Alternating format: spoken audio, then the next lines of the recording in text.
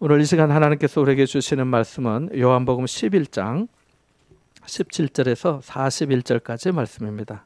요한복음 11장 17절에서 41절까지 말씀입니다.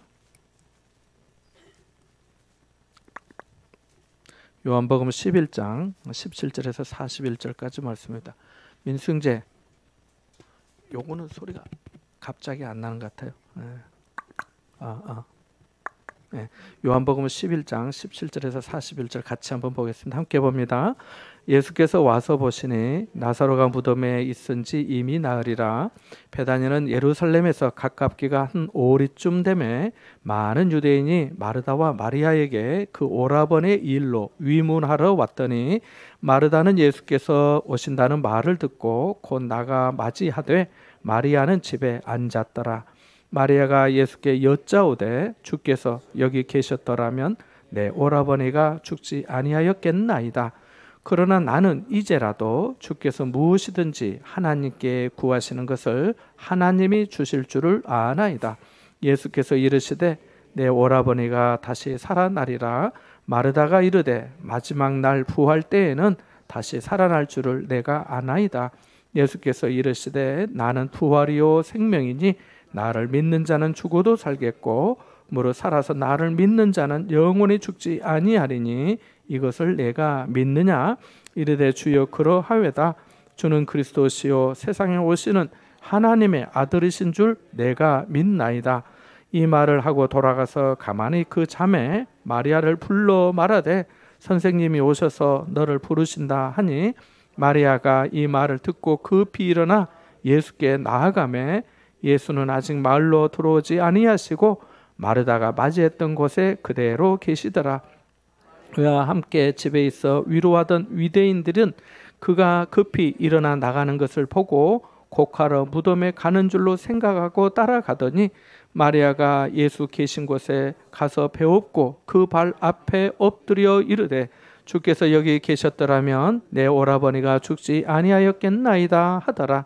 예수께서 그가 우는 것과 또 함께 온 유대인들이 우는 것을 보시고 심령이 비통히 여기고 불쌍히 여기사 이르시되 그를 어디 두었느냐 이르되 주여 와서 보옵소서 하니 예수께서 눈물을 흘리시더라. 이에 유대인들이 말하되 보라 그를 얼마나 사랑하셨는가 하며 그중 어떤 이는 말하되 맹인의 눈을 뜨게 한 이 사람이 그 사람은 죽지 않게 할 수 없었더냐 하더라. 이에 예수께서 다시 속으로 비통히 여기시며 무덤에 가시니 무덤이 굴이라 돌로 막았거늘 예수께서 이르시되 돌을 옮겨 놓으라 하시니 그 죽은 자의 누이 마르다가 이르되 주여 죽은 지가 나흘이 되었음에 벌써 냄새가 나나이다. 예수께서 이르시되 내 말이 네가 믿으면 하나님의 영광을 보리라 하지 아니하였느냐 하시니 돌을 옮겨 놓으니 예수께서 눈을 들어 우러러 보시고 이르시되 아버지여 내 말을 들으신 것을 감사하나이다. 항상 내 말을 들으시는 줄을 내가 알았나이다. 42절까지 읽겠습니다. 항상 내 말을 들으시는 줄을 내가 알았나이다. 그러나 이 말씀하옵는 것은 둘러선 무리를 위함이니 곧 아버지께서 나를 보내신 것을 그들로 믿게 하려 함이니이다. 아멘. 2022년 한 3년이 넘었죠. 2월 24일 러시아의 푸틴 대통령이 우크라이나를 침공한 전쟁은 현재까지 계속되고 있습니다. 전쟁이 시작될 시기에 아시다시피 핵을 가지고 있는 러시아가 몇 개월 안에 전쟁을 승리로 끝낼 수 있을 것이라고 사람들은 말했습니다. 하지만 아시는 대로 여러 가지 면에서 열세인 우크라이나는 3년 넘게 싸우고 있습니다. 지금까지 희생된 사람들과 피해는 숫자로 나열할 수 없을 만큼 엄청납니다. 쉽게 끝날 줄 알았던 러시아도 우크라이나의 강력한 저항과 서방의 연합전선에 상당한 타격을 입었습니다. 전쟁은 어떤 일이 있어도 일어나면 안 됩니다. 그 결과는 전쟁의 시작은 대통령과 윗사람들이 하지만 실제로 총알바지가 되고 가족을 잃는 사람들은 다 우리의 가족이고 자식들이기 때문입니다.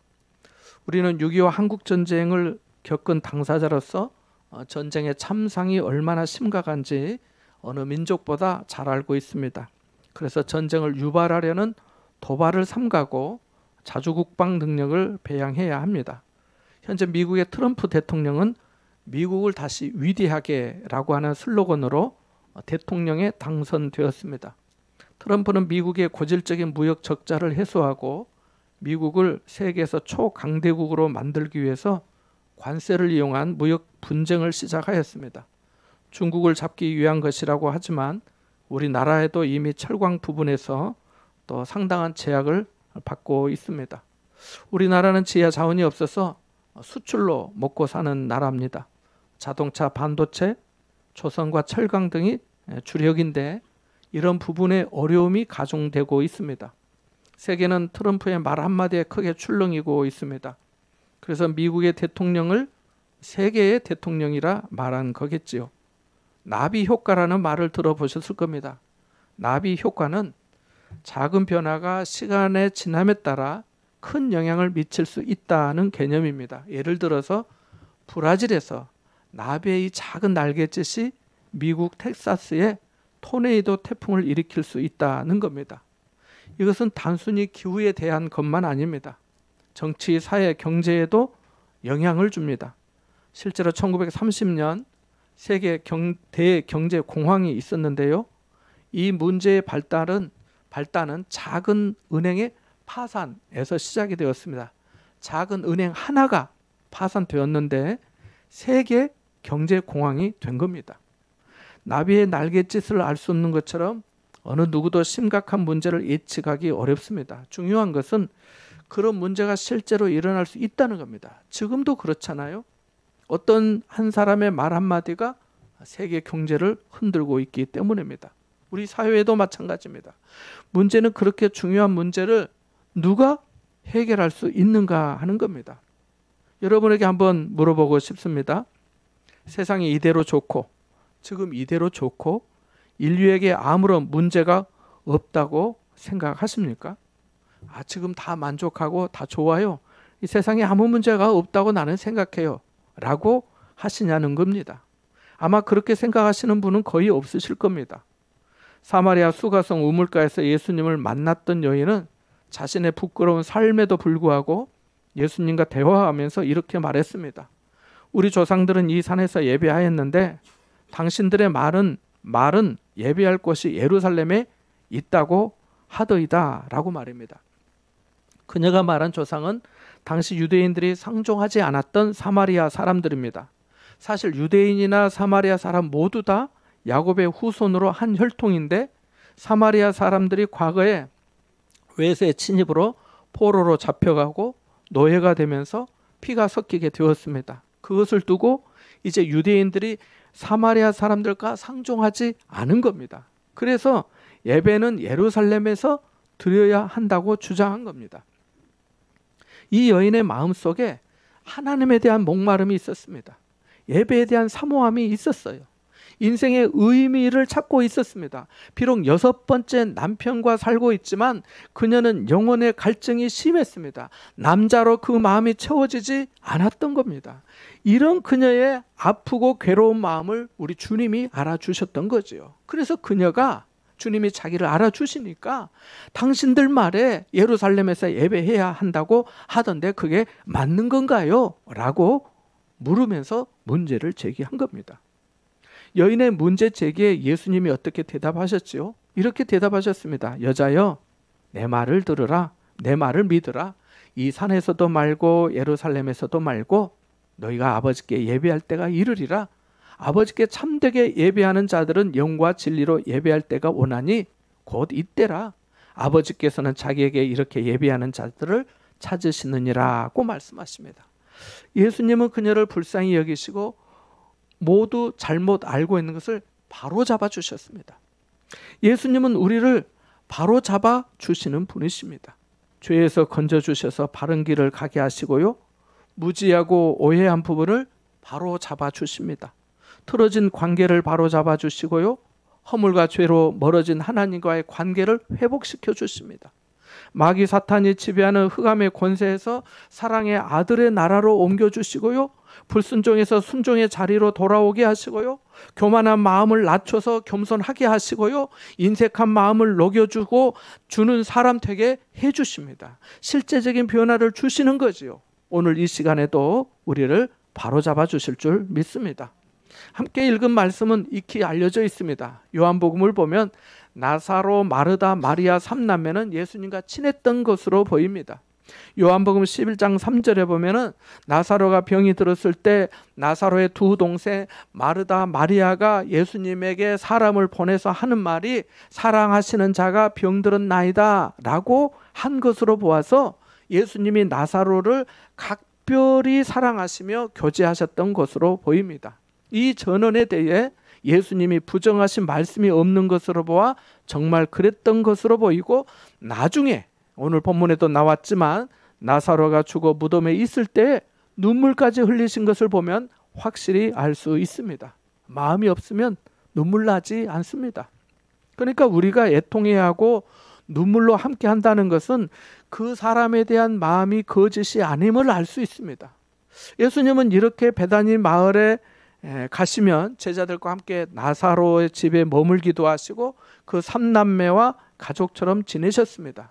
그런데 사랑하는 나사로가 병이 들었다는 소식을 받고도 예수님은 즉시 베다니로 가지 않으시고 이틀을 있던 곳에서 더 유하시고 또 더 하시다가 이렇게 제자들과 함께 이제 이동하십니다. 우리가 주목할 것이 두 가지 있는데요. 하나는 예수님이 제자들에게 하신 말씀입니다. 오늘 읽지는 않았지만 11장 4절에 보면 이렇게 예수님이 말씀하시거든요. 이 병은 죽을 병이 아니라 하나님의 영광을 위함이요 하나님의 아들이 이로 말미암아 영광을 받게 하려 함이라고 말씀하신 겁니다. 그리고 또 하나는 나사로가 그 사이에 죽었다는 것입니다. 앞에 예수님께서 이 병은 죽을 병이 아니라 하나님의 영광을 위함이라고 말씀하셨는데 나사로가 죽어버렸어요. 사람이 죽으면 모든 가능성이 닫히게 되지요. 그렇잖아요. 예수님이 베다니 나사로의 집에 왔지만 나사로는 죽어 장례를 이미 마쳤습니다. 무덤에 안치된 후였습니다.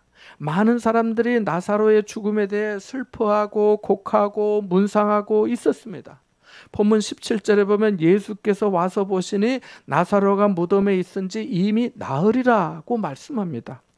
오빠 나사로가 죽기 전에 병으로 시름시름 앓고 있을 때 예수님에게 사람을 보냈던 마르다가 예수님 오신다는 말을 듣고 맞이하러 나갔습니다.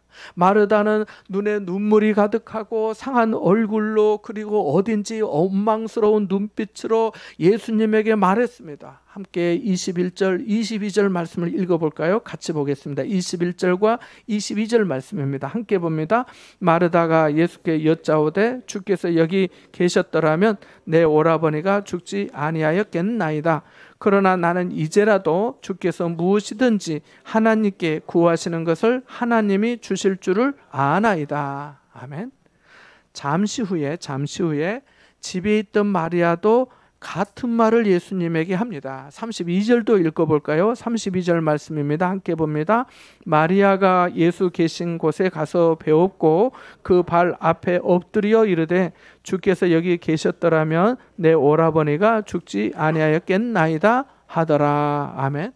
그러니까 마르다와 마리아가 예수님을 만나고 같은 말을 하였습니다. 그죠? 주님께서 여기 계셨더라면 내 오라버니가 죽지 아니하였겠나이다 라고 말했어요. 두 자매가 동일한 상황에서 똑같이 말을 했는데 놀랍게도 예수님의 반응은 극명하게 달랐습니다. 마르다가 주님이 너무 늦게 오셨습니다. 좀 일찍 오셨더라면 제 오라버니가 살 수 있었잖아요 라고 할 때 예수님은 그녀에게 놀라운 말씀으로 대답하셨습니다. 뭐라 하셨지요?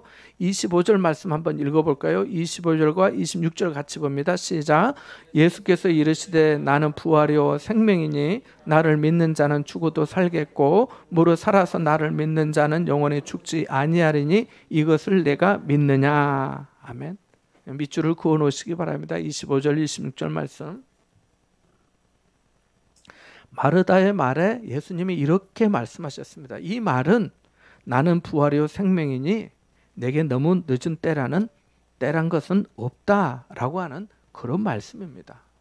예수님이 좀 더 일찍 오셨더라면, 여기 계셨더라면 내 오라버니가 죽지 아니하였겠나이다. 예수님이 좀 빨리 좀 오셨으면 안 그랬잖아요. 이 말이잖아요. 근데 예수님은 그에 대해서 내가 늦었니 어쩌니 내가 이 사정이 이랬다라는 말씀이 아니고, 나는 부활이요 생명이 나를 믿는 자는 죽어도 살겠고 무릇 살아서 나를 믿는 자는 영원히 죽지 아니하리니 이것을 내가 믿느냐라고 물으신 겁니다. 그러니까 나는 부활이요 생명이 내게 너무 늦은 때란 없다라고 하는 뜻입니다. 그런데 마리아에게는 이런 말씀을 하지 않으십니다. 반박도 하지 않으시고 사실상 말씀을 아끼십니다. 그녀의 슬픈 마음을 밀어내기는커녕 오히려 그 속에 들어가 함께 비통에 잠기십니다. 같이 33절에서 35절의 말씀을 읽어볼까요? 여러분이 이 구절을 새롭고도 진지하게 주목할 수 있기를 바랍니다. 33절에서 35절까지의 말씀입니다. 같이 봅니다. 시작. 예수께서 그가 우는 것과 또 함께 온 유대인들이 우는 것을 보시고 심령의 비통이 여기시고 불쌍히 여기사 이르시되 그를 어디 두었느냐 이르되 주여 와서 보옵소서 하니 예수께서 눈물을 흘리시더라. 아멘. 예수님은 마리아가 우는 것과 유대인들의 우는 것을 보시고 심령의 비통이 여기시고 불쌍히 여기셨습니다. 그리고 그를 어디 두었느냐고 물으시면서 눈물을 흘리셨습니다. 여기서 우리는 사람을 대하시는 예수님의 깊은 지혜와 성품과 그분의 정체에 대한 진리를 더 깊이 엿볼 수 있습니다. 여러분이 만일 어떤 신의 이야기를 지어낸다고 상상해 보세요. 여러분이 어떤 이야기를 지어내는데 어떤 신에 대해서, 어떤 하나님에 대해서 이야기를 지어내는 작가라고 한번 상상해 보세요. 이야기 속에서 인간의 모습으로 이 땅에 온 그 신이 죽은 친구의 장례식에 참석합니다. 신이 친구의 장례식에 참석해요.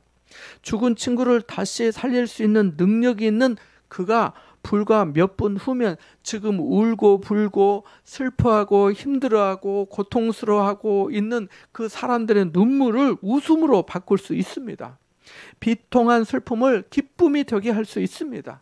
곡하는 모든 사람의 눈물을 씻어서 주체할 수 없는 즐거움이 되게 할 참인데, 이러한 때에 인간의 모습으로 이 땅에 온 그 신의 감정 상태는 어떠할까요? 여러분이 만들어낸 신은 들뜬 마음과 기대감 속으로 손을 비비면서 속으로, 여러분 조금만 더 기다려 주세요. 지금 여러분이 흘리는 눈물과 곡하는 소리를 제가 완전히 바꾸어 놓겠습니다. 잠시 후면 내가 하려는 일을 여러분은 보게 될 겁니다 라고 하지 않겠습니까? 또 여러분이 쓰는 그 이야기에 나는 부활이요 생명입니다, 나를 믿는 자는 죽어도 살 것입니다 라고 쓰지 않겠습니까? 자, 그런데 이러한 신이 마리아의 고뇌에 감정이입하여 함께 슬퍼하며 비통이 여기며 불쌍한 마음으로 눈물까지 흘리며 무덤 앞에 서 있다면 쉽게 납득이 되겠습니까? 내가 금방 살려낼 건데 아마 눈물을 흘리면서 아파하고까지 그렇게 하는 게 납득이 되겠어요? 방금 전까지 나는 부활이요 생명이다고 하시면서 강한 모습을 보이던 그 신이 순식간에 이렇게 약해진 모습을 보인 이유가 뭘까요? 여러분, 성경의 이야기는 허구가 아닙니다. 예수님은 하나님의 아들로 이 땅에 오셨습니다. 그분은 정말 하나님의 아들로 신이시고 동시에 온전히 사람이신 줄 믿습니다. 본문에서도 이 모습이 동시에 나타납니다. 마르다를 대하시는 것과 마리아를 대하시는 것에서 우리는 예수님이 하나님이시며 사람이신 것을 알 수 있습니다. 마르다를 만나셨을 때는 주님께서 어떻게 말씀하셨습니까? 나는 부활이요 생명이라고 말씀하셨습니다. 이것은 사람으로서 할 수 없는 말 아닙니까? 부활과 생명은 사실 같은 말이잖아요.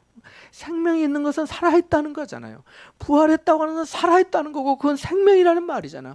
생명의 근원이 어디입니까? 생명의 근원이 사람입니까? 아닙니다. 생명의 근원은 오직 하나님이십니다. 하나님만이 생명의 창조자이십니다. 생명은 삶이고 삶이 곧 부활입니다. 그래서 생명의 주관자, 생명을 주시기도 하고 취하시는 분은 오직 하나님뿐이십니다. 예수님은 마르다에게 마르다야, 내가 초자연적인 신적인 능력으로 네 오빠 나사로를 살릴 거야. 그러니까 슬퍼하지 마라 라고 하지 않으셨어요. 다만 나는 부활이요 생명이니 나를 믿는 자는 죽어도 살겠고 무릇 살아서 나를 믿는 자는 영원히 죽지 아니하리니 이것을 네가 믿느냐라고 하신 겁니다. 사실은 항상 있어요. 중요한 것은 내가 그것을 믿느냐 안 믿느냐 그거예요. 그거. 이렇게 말씀하신 거예요. 이것을 내가 믿느냐. 너무 놀라운 말씀 아닌가요? 예수님께서 스스로 신성에 대해서 직접 말씀하신 내용이 복음서에 자주 등장합니다. 마태복음 2장에서 중풍병자에게 작은 자야 네 죄사함을 받았느니라고 하셨을 때를 생각해 보세요. 세상에 누가 죄의 사함을 선포할 수 있겠습니까? 하나님만이 할 수 있습니다. 그래서 어떤 서기관들이 말한 거잖아요. 이 말을 듣고 신성 모독이다 라고 한 거잖아요. 요한복음 8장에 보면 유대인들이 예수님에게 귀신이 들렸다고 하면서 너는 이미 죽은 우리 조상 아브라함보다 크냐라고 예수님에게 묻습니다. 이때 예수님이 아브라함이 나기 전부터 내가 있느니라고 말씀하십니다. 그리고 도마가 예수님에게 나의 주님이시오 나의 하나님이십니다 라고 부활 후에 얘기했을 때 아무 말 없이 그의 예배를 받으십니다. 예수님께서 나는 부활이요 생명이다. 내가 그니라. 내가 곧 길이요 진리요 생명이다. 나를 믿는 자는 영원히 죽지 아니하리라. 내가 세상의 빛이다. 라고 하시니까 다시 말해 예수님이 스스로 하나님이심을 주장하니까 많은 사람들이 난감해하고 불편해하고 부담스러워하고 싫어하기도 했습니다. 예수님의 가르침이 이 가르침이나 독특성은 아주 좋은데 신으로 받아들이기는 곤란해한 겁니다. 그래서 사람들이 예수님에 대해서 고의적인 사기꾼이다, 제정신이 아니다, 아니면 정말 진짜 신이거나 이 셋 중에 하나라고 여겼습니다. 사기꾼, 아니면 제정신이 아니거나 아니면 진짜 그 말한 대로 신이다 라고 생각한 거죠. 여러분은 어떻게 생각하셨습니까? 신앙생활 하기 전에 말입니다. 여러분은 어떻게 생각하셨죠? 아마 우리가 전도 대상자들도 이렇게 생각할 수 있을 거예요. 예수라는 사람, 교회는 사람 속에서 예수 믿게 하는 거야 라고 생각하는지도 몰라요. 아니면 교회 다니는 사람들 제정신이 아니야, 제정신 아닌 예수 믿고 사는 거 아니야? 이렇게 생각할지도 몰라요. 생각하셨을지도 몰라요. 여러분도 예수님이 사람들을 고의적으로 속여서 자기 사람들로 만든 사기꾼이라고 생각하십니까? 사기꾼은요, 기본적으로 악의를 가지고, 사기꾼에게는 선의가 없어요. 악의를 가지고 자신의 이득을 취하는 자를 사기꾼이라고 말합니다. 예수님이 그러셨나요? 아니잖아요. 설령 아무리 사기꾼이라고 해도 유대인들에게 자신을 신이라고 설득할 사람은 없습니다. 그렇지 않겠습니까? 아니면 예수님이 제정신이 아니었다고 생각하십니까? 제정신이 아닌 사람이 사람들에게 그렇게 은혜를 베풀고 적대적인 사람들에게 그렇게 혹독한 비난을 받은 겁니까? 아니면 세상의 주요 종교의 창시자들처럼 나는 여러분에게 새로운 신을 찾는 방법을 보여주는 애원자입니다 라고 하신 겁니까? 그것도 아니잖아요. 인간은 누구나 결함을 가지고 있습니다. 이기심이 있고요, 조급하고요, 무절제하고요, 분노하고요, 교만하고요, 정직하지 않고요, 잔인해요. 결함투성이에요. 이런 결함이 하나라도 있는 사람은 자신을 신이라고 할 수 없어요. 안 그렇겠어요? 제가 오늘 예배 오셨는데 여러분 예수님을 믿지 말고 앞으로 저를 믿고 사세요 라고 한다면 목사님 드디어 됐구나 이렇게 생각하지 않으시겠어요? 다음 주일에 아무도 안 오시겠죠. 근데 예수님께서 나는 부활이요 생명이다, 길이요 진리다, 나로 말미암지 않고는 아버지께로 올 자가 없다고 하셨습니다.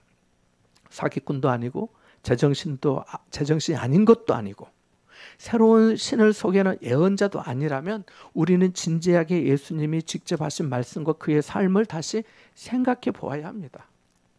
당시 유대인들도 예수님에 대해 진지하게 생각하였습니다. 예수님의 주장이 황당하였다면 그렇게 많은 사람들이 추종했겠습니까? 그들의 뿌리 깊은 저항이 가만히 있었겠습니까?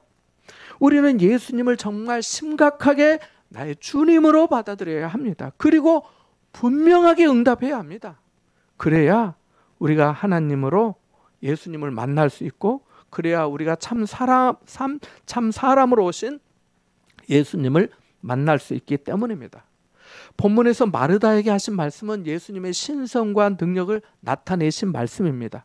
그러나 이것으로 다 설명될 수 없습니다. 바로 다음 순간 예수님은 마리아와 더불어 비통해하시며 나사로의 무덤 앞에서 울음을 터뜨리십니다. 우리 생각 같아서는 정말 신이라면 이렇게까지 감정을 드러내지 않을 것 같은데 예수님은 드러내셨습니다. 예수님은 인간의 연약한 모습에 공존하시고 사랑하시기에 우신 겁니다. 자신의 부활이요 생명이라고, 즉 하나님이라고 주장하셨으면서도 마리아에게 감정을 표출하신 것은 신이시면서 동시에 온전히 인간이셨기, 사람이셨기 때문입니다. 죽음의 끔찍한 위력과 사랑하는 사람을 잃은 우리의 슬픔을 주님도 느끼신다는 겁니다. 예수님은 마르다에게 진리를 전하는 사역을 하셨습니다. 내 말을 믿으라, 절망하지 말라, 내가 여기 있다, 바로 내가 부활이요 생명이다 라고 하셨습니다. 마르다에게는 그 약속의 선언과 믿음이 필요했기 때문입니다. 반면에 마리아에게는 눈물로 사역하셨습니다. 마리아에게는 그녀의 슬픔에 들어가 함께 우셨어요. 때로 우리에게는 맞는 말보다는 함께 울어줄 사람이 필요합니다. 공감해 주어야 할 때 잘못부터 지적하는 사람이 있는가 하면은 그 반대 성향도 있습니다. 예수님은 오빠를 잃고 슬픔 중에 있는 마르다 마리아에게 주님이 여기 계셨더라면 오라버니가 죽지 아니하였겠다고 말한 그 두 사람에게 각각 다르게 사역하시며 함께 하셨어요. 마르다에게는 사자 같았지만 마리아에게는 어린 양과 같으셨습니다. 마르다에게는 자신의 높으신 능력과 정체를 나타내셨지만 마리아에게는 그런 말씀 없이 같이 우셨습니다. 예수님은 능력이 있다고 거드름 피우신 적이 없습니다. 예수님은 온유하시되 약하지 않으시고 강하되 모질지 않으시며 겸손하시되 조금도 자신감이 부족하지 않으셨습니다. 부동의 권위를 가지셨지만 전혀 자신에게 함몰되지 않으셨습니다. 그분은 거룩하시며 초지일관하시지만 누구나 쉽게 다가갈 수 있는 분이었습니다. 왜 하나님이신 예수님이 우리의 연약함 속에 오셨을까요? 말씀을 조금 더 생각해 볼까요? 33절 말씀에 보면 비통히 여기시고 라고 하는 말이 나오는데요, 이 말이 원문에는 화가 나서 부르짖다는 뜻입니다. 그러니까 예수님이 마리아와 함께한 사람들의 우는 것을 보시고 심령이 완전히 격노하신 겁니다. 격분하여 울부짖고 으르렁거리셨다는 거예요. 왜 이렇게 화가 나셨을까요? 누구에게 또는 무엇에 이렇게 화가 나셨을까요? 유가족들에게 화가 나셨다는 것은 결코 아니지요. 그건 아니지요. 주님이 화가 나시고 부르짖는 이유는 죽음에 대한 겁니다. 뭐에 대한 거라고요? 죽음에 대한 거. 죄의 삭시 사망인데 인생이 죄로 인해 죽을 수밖에 없음에 대해 격노하신 겁니다. 그래서 그것이 너무 아프고 가슴 아파서 화가 나셨어요. 격노하시면서 그것이 비통한 마음이 되어서 눈물로 나신 겁니다. 예수님은 한 생명의 상실로 인해 슬퍼하는 마르다 마리아와 함께한 사람들에게 여러분 이제 죽음에 익숙해지세요. 사람은 언젠가 누구나 다 죽게 되어 있잖아요. 사람이 한 번 죽는 것은 정해진 것입니다. 이게 세상 다 이치이니 체념하세요 라고 하지 않으십니다. 예수님은 죄로 인해 어그러지고 뒤틀려지고 불공정하게 무너진 세상에 대해 격노하십니다. 인간 최대의 악몽이라고 할 수 있는 이 죽음, 사랑하는 이들과 사랑의 상실을 쳐다보면서 분개하신 겁니다. 만일 예수님이 믿지 않는 사람들이 생각하는 것처럼 나와 특별히 관계없는 제3자라면 이렇게까지 하겠습니까? 내 가족이 당한 일도 아닌데 심령에까지 비통이 여기시면서 불쌍한 마음이 얼마나 들겠습니까? 여러분 어떻습니까? 여러분이 누군가가 어려움을 당하고 힘들어하고 할 때 막 이 성경에 나오는 말씀처럼 막 심령이 비통이 여겨지시면서 막 불쌍히 여겨지셔서 눈물이 막 하염없이 나오고 아이고 하십니까? 안 그래지잖아요. 이것이 인간의 이기심과 잔인함 아니겠습니까? 예수님은 장차 세상을 심판할 심판주이십니다. 양과 염소를 구분하듯이 믿는 자는 천국에, 불신자는 지옥으로 처분하실 겁니다. 각각 그 행한 대로 심판하실 겁니다. 그러나 그러한 일을 하시기 전에 예수님은 심판의 칼 대신 자신의 손에 못을 받으셨습니다. 당신이 세상 죄를 지고 십자가에 달려 죽음으로 많은 열매를 맺는 한 알의 밀알이 되심을 아셨기 때문입니다. 자신이 장사되어야 죽어 장사된 나사로를 살릴 수 있는 줄 아셨습니다. 나사로를 무덤에서 나오게 하기 위해서는 자신이 무덤에 들어가야 됨을 아셨습니다. 우리를 죽음에서 구원하시려면 친히 십자가를 지고 우리 몫의 심판을 당하셔야만 했던 겁니다. 그래서 무덤에 다가가실 때 잠시 후에 벌어질 일대 장관을 생각하며 웃으신 게 아니라 분노로 치를 떨며 눈물을 흘리셨던 겁니다. 이 모든 것을 아시고 마음에 담으시고 나사로야 나오너라고 하셨습니다. 36절에 보면 함께한 유대인들이 이 광경을 보고 이렇게 말씀합니다. 우리 36절 말씀 한번 읽어보겠습니다. 함께 보겠습니다. 36절입니다. 시작. 이에 유대인들이 말하되 보라 그를 얼마나 사랑하셨는가 하며, 그 밑줄을 그어 놓으시기 바랍니다. 이에 유대인들이 말하되 보라 그를 얼마나 사랑하셨는가 하며. 사랑하는 여러분, 우리가 누군가를 얼마나 사랑할 수 있을까요? 부모가 자식을 사랑하는 만큼 자식도 부모를 사랑할까요? 아직 저는 잘 모르겠습니다. 36절 말씀을 대할 때 사실 우리는 우리를 얼마나 사랑하시는지를 볼 수 있어야 합니다. 주님께서 유약하고 연약한 인간으로 오셔서 십자가에 살해당하신 이유는 우리를 사랑하셨기 때문입니다.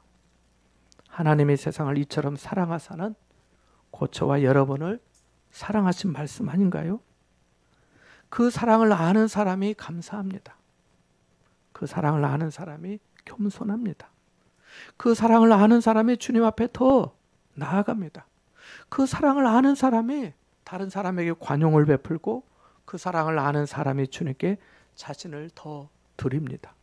사랑하는 말로만 할 수 없기 때문입니다. 여러분이 심청전 이야기를 쓴 작가라면 작품 속에 심청이와 맹인 손학규가 여러분을 얼마나 알 수 있을까요? 심청이와 손학규는 모든 방법을 다 동원해도 여러분의 마음을 다 알 수 없습니다. 우리도 그렇습니다. 우리도 하나님의 크신 사랑을 다 알 수 없습니다. 주님이 여러분을 얼마나 사랑하셨는지 생각해 보셨습니까? 느껴보셨습니까? 여러분의 슬픔에 외면하지 않으시고 공감하시며 눈물 흘리시는 주님을 보셨습니까? 못 박힌 손으로 잡아주시는 그 손길을 느껴보셨습니까? 말구유에 오시고 십자가에 죽기까지 사랑하신 그분이 여러분을 얼마나 사랑하시며 어떻게 세상을 바로잡기 위해 오셨는지 다시 생각해 보시기 바랍니다. 그리고 그 사랑을 알게 되셨다면 그만큼 주님 앞에 자신을 드리시기를 바랍니다. 벌써 금년의 반이 시작되었습니다. 주님 앞에서 말씀을 대하는 생활, 주님의 나라와 복음을 위해 섬기는 봉사 생활을 돌아보시기 바랍니다. 늘 그 정도로 하면 그 정도밖에 되지 않습니다. 믿음의 선배들은 놀라운 은혜 안에서 충성하고 헌신하였습니다. 교회의 기둥이 되었어요. 여러분에게도 이와 같은 은혜와 영광이 함께 하시기를 주님의 이름으로 축원합니다. 잠시 말씀을 생각하며 기도하겠습니다.